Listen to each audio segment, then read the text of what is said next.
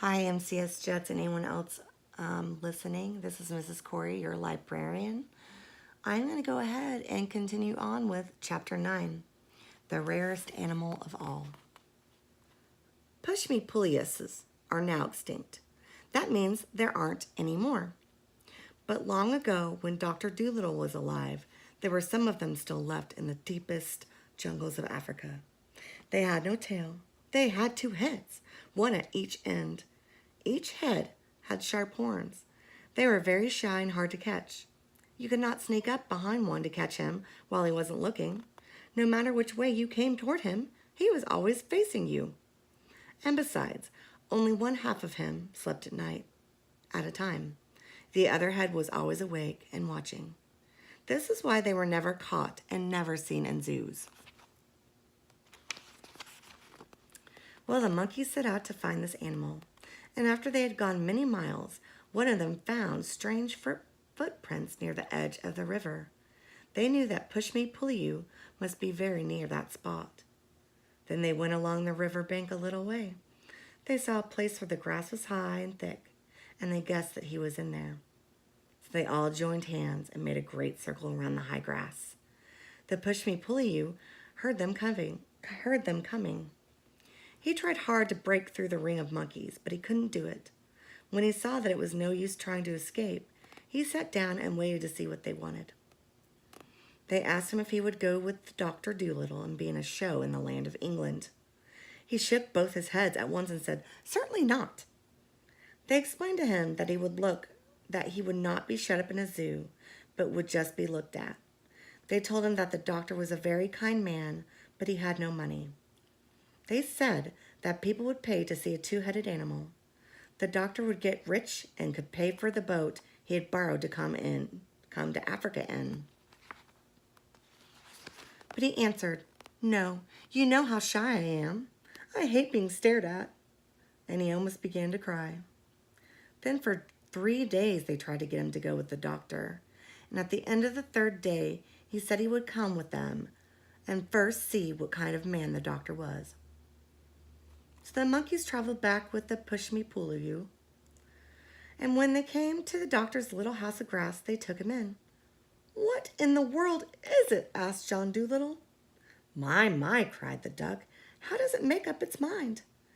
"This," doctor said, Chi-Chi, "is the Pushmi-puliu, the rarest animal of the African jungles. The only two-headed beast in the world. Take him home with you, and you will be rich. People will pay any money to see him." "But I don't want any money," said the doctor. "Yes, you do," said Dab-Dab the duck. "Don't you remember how poor we were before? And how are you going to get the sailor a new boat?" "I was going to make him one," said the doctor. "Oh, really now?" cried Dab-Dab. "Where would you get all the wooden nails? Take the funny-looking thing and make some money with the show." "Well, perhaps," said the doctor. "It certainly would make a nice new kind of pet. But does what do you call it, really want to go to England?" The Pushmi-puliu saw at once that he could trust the doctor. "Yes, I'll go," he said. "You have been so kind to the animals here, and the monkeys tell me that I am the only one who will do. But you must promise me that if I do not like it in England, you will send me back." "Why, of course," said the doctor. "Excuse me, surely you're from the deer family, are you not?" "Yes," said the Pushmi-puliu. "From the Ethiopian gazelles and the Asian goats on my mother's side. My father's great-grandfather was the last of the unicorns." "Most interesting," said the doctor. "I noticed," said the duck, "that you only talk with one of your mouths. Can the other head talk?" "Oh, yes," said the Pushmi-puliu, "but I keep the other mouth for eating mostly, and that way I can talk while I'm eating without being rude. Our people have always been very polite."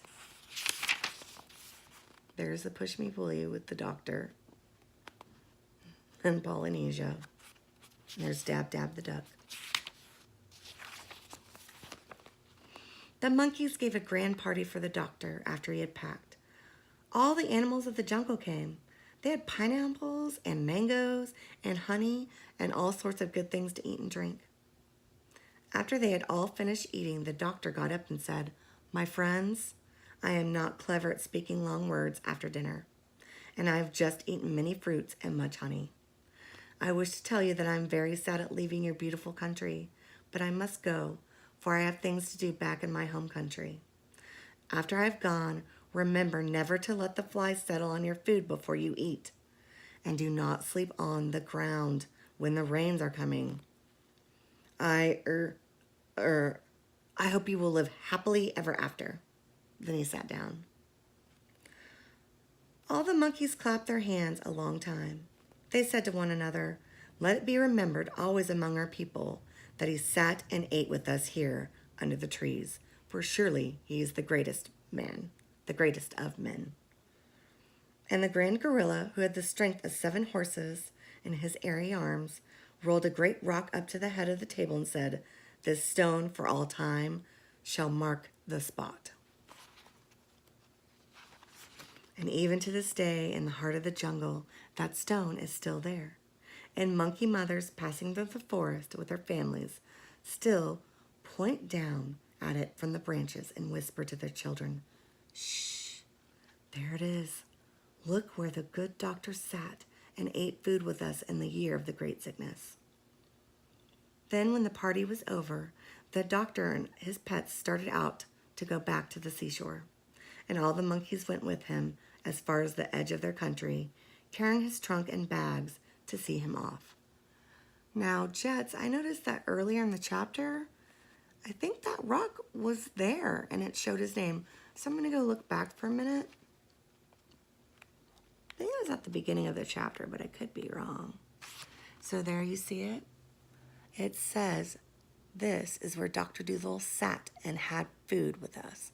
So even though the picture is at the beginning of the chapter, the stone was not placed until the end of the chapter. That's the end of chapter 9, Jets. I'll be back with chapter 10 soon.